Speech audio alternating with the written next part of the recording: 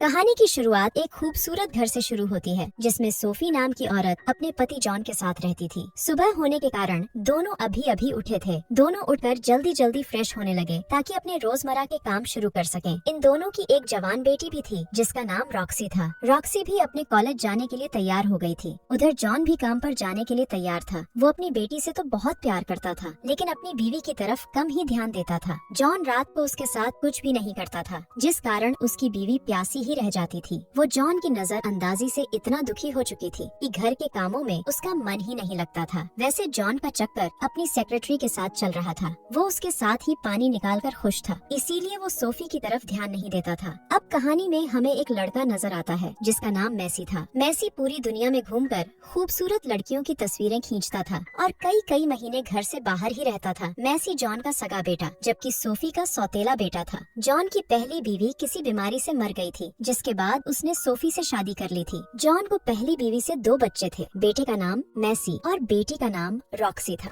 Sophie, Massey और Roxy दोनों की ही सौतेली माँ थी। एक लंबे सफर के बाद मैसी अपने घर पहुँच गया और उसे देखकर सोफी खुश हो जाती है। वो सभी काम छोड़कर उसका स्वागत करती है। सोफी उससे पूछती है कि इस बार तुम घर पर कितने दिन रुकोगे। मैसी बताता है कि मैं 10 दिन रहूंगा और फिर दुनिया घूमने चला जाऊंगा। उसका हाल चाल जानने के बाद सोफी उसके लिए चाय बनाने लगी। मैसी भी उसके पास आ गया था। उसकी नजर काफी समय से सोफी के बदन पर थी। वो सोफी की गुफा में धमाके करना चाहता था लेकिन आज तक उसे मौका नहीं मिला था। वो हमेशा ही उसके बदन की तारीफ करता था ताकि सोफी को इम्प्रेस कर सके। सोफी को भी उसकी हरकतों का पता था मगर फिर भी वो चुप रहती थी क्योंकि वो अपना रिश्ता खराब नहीं करना चाहती थी। कुछ देर बाद रात हो जाती है। रॉक्सी भी घर पर लौट आई थी और मैसी के साथ बैठकर टीवी देख रही थी। इसी बीच सोफी मैसी के पास आकर उसे बताती है कि जॉन को आज रात काम है इसलिए वो आज रात घर नहीं आएगा। मैसी जॉन से मिलना चाहता था इसलिए वो उसका इंतजार कर रहा था। अगले दिन सुबह रॉक्सी तैयार होकर अपने कॉलेज चली जाती है जबकि सोफी मैसी का कमरा साफ करने लगती है। सफाई करते करते उसके हाथ कुछ तस्वीरें लगती हैं। ये तस्वीरें लड़कियों की थीं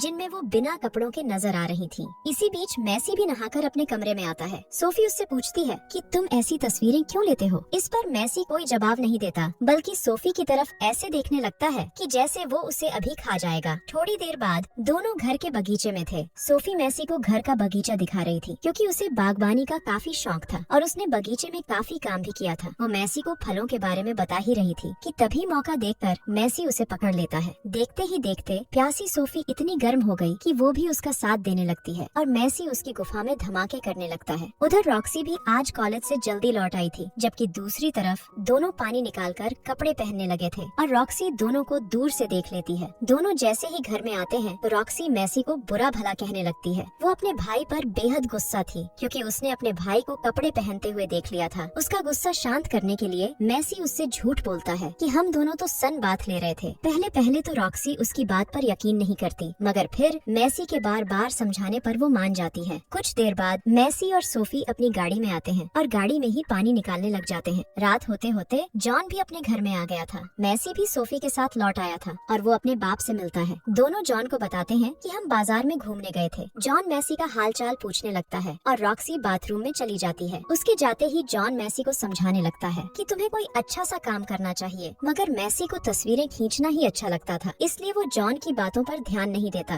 कुछ देर बाद पूरा परिवार खाना खाने लगा था। इसी बीच मैसी मौका देखकर सोफी की गुफा से छेड़छाड़ करने लगा। दोनों के सामने जॉन बैठा था और सोफी मैसी को रोकने के लिए उठ जाती है। सोफी जॉन से डरती थी। वो नहीं चाहती थी कि जॉन को उन पर शक हो। देर रात को जॉन को तो नींद आ गई थी लेकिन प्यासी सोफी की गुफा में हलचल होने लगी थी। वो लाइट बंद कर सोने की कोशिश तो करती है मगर गुफा की खुजली उसे सोने नहीं देती। वो जॉन को जगाने की कोशिश भी करती है ताकि वो उसकी प्यास बुझा सके मगर वो तो घोड़े बेचकर सो रहा था जबकि सोफी को गुफा की खुजली परेशान कर रही थी। सोफी को जब लगा कि जॉन उठने वाला नहीं है तो वो धीरे धीरे बिस्तर से उठती है और सीधा अपने सौतेले बेटे के पास पहुंच जाती है। वो मैसी को नींद से जगाकर कहती है कि मैं तुम्हारी रात रंगीन करने आई हूँ। मैसी तो पहले से ही उसका दीवाना था इसलिए बिना समय गवाए वो उसकी गुफा में धमाके करने लग जाता है। अगली सुबह जब सोफी की नींद खुलती है तो वो जल्दी जल्दी कपड़े पहनकर भागती है। वो जैसे ही मैसी के कमरे से बाहर आती है तो उसका सामना रॉक्सी से होता है। सोफी को मैसी के कमरे से बाहर निकलते देख रॉक्सी सब समझ गई थी। हालांकि वो बेहद गुस्से में थी लेकिन फिर भी वो चुपचाप अपने कमरे में चली जाती है। उसके जाते ही सोफी अपने कमरे में आकर अपने बिस्तर पर लेट जाती है। सोफी की किस्मत अच्छी थी कि जॉन अभी भी नींद में था मगर फिर भी सोफी को रॉक्सी की चिंता हो रही थी। वो यही सोच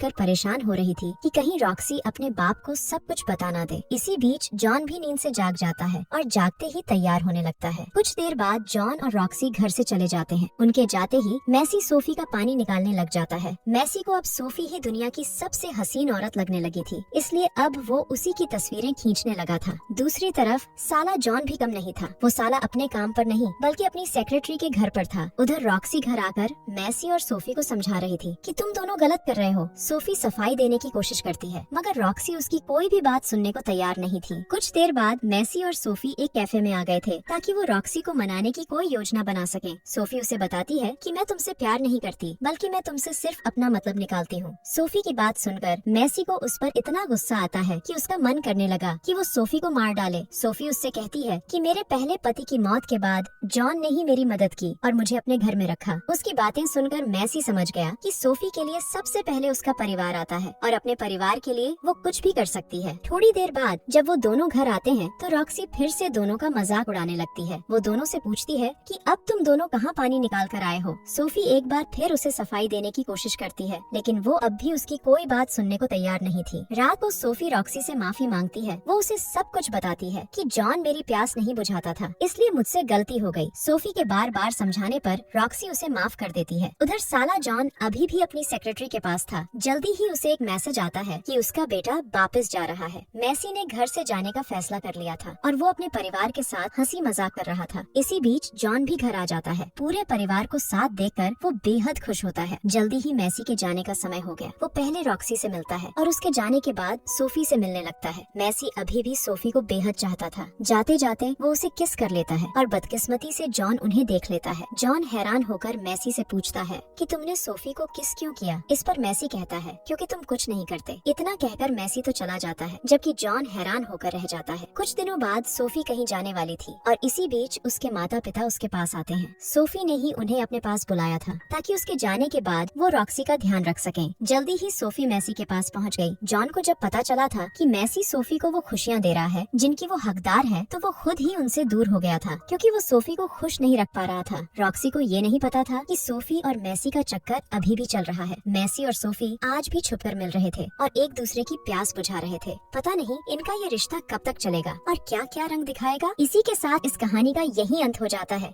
हमारी वीडियो देखने के लिए बहुत बहुत धन्यवाद। अगर आप ऐसी ही वीडियोस के दीवाने हैं तो प्लीज मेरे चैनल को जरूर सब्सक्राइब करें। हमारी वीडियो देखने के लिए बहुत बहुत धन्यवाद। अगर आप ऐसी ही वीडियोस के दीवाने हैं तो प्लीज मेरे चैनल को जरूर सब्सक्राइब करें। मिलते हैं अगली वीडियो में, तब तक के लिए नमस्कार।